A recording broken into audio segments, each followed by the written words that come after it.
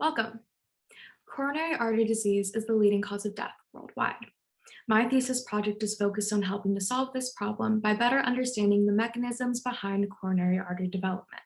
We have never before been able to formally characterize the progression of postnatal coronary artery development since we have not had the necessary imaging techniques. My thesis solves this problem by using imaging processes and analysis programs intended for mapping neurons in the brain and applying them to mice hearts. More specifically, the imaging technique called iDisco allows us to clear the heart tissue so that I can both visualize and quantify arterial branches using light sheet microscopy. The process literally clears the tissue by making whole organs translucent to homogenize the refractive indices within the organ. This allows for unmatched detail and the ability to isolate the coronary arteries from other coronary vessels. Previous imaging in our lab suggested the existence of an arterial remodeling event in mice after birth, which I will be referring to as the postnatal wave of arterial development. To analyze changes in the postnatal wave, we sought to measure and compare the number of arterial tips and thus the number of branches in the left coronary artery, or LCA, across several postnatal stages. Because of the similarities between the structure of the arterial tree and neuronal pathways, we found that we could apply techniques meant for quantifying connections in the brain to heart tissue. Firstly, simple neurite tracer was used in image J to generate full detail 3D traces from the image stack. Then another program called Amaris was applied to generate customizable models that are easily quantifiable.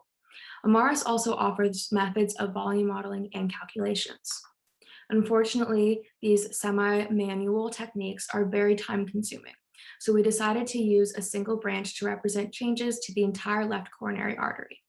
Preliminary data from our lab supported the selection of the left circumflex artery analog in mice as a good representation of the changes in the entire LCA. This branch is called the LCX. I will now play an animation of my full 3D model.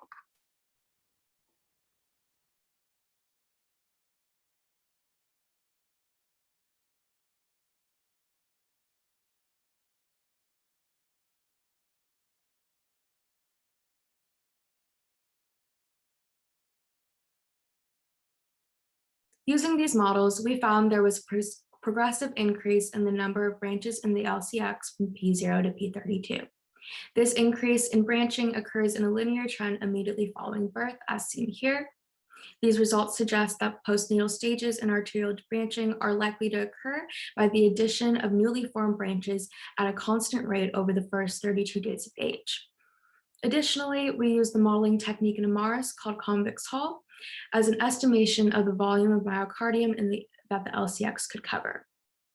Using this metric and the branch number, we calculated branch density and found that it remains constant over time.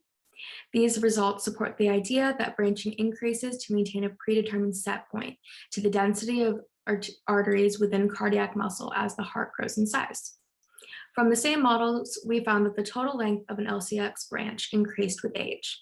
This is measured by summing the lengths of all the individual projections of a single LCX branch. Though this metric increases, the length of each individual projection remains constant. This suggests that earlier sprouted branches are not lengthening over time, and that newer branches are lengthening until they reach a comparable length. Using the volume modeling technique in Amaris surface objects, we found that the LCX covers a larger volume of tissue with age. This increase in LCX volume happens simultaneously to an increase of the total amount of myocardium. To compare these two metrics, we calculated the percentage of the total volume of the heart that is occupied by the LCX branch. Our results show that this percentage remains constant, confirming the idea that there is a predetermined density of arteries within cardiac muscle. All in all, this study shows that the efficacy of iDisco, simple neurite tracer, and Amaris for application to imaging and modeling coronary arteries. The postnatal wave of arterial remodeling is defined by new branches forming after birth.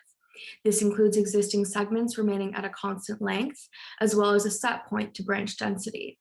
Moving forward, these techniques can be applied using a variety of markers and coronary structures to further investigate this remodeling event. Thank you.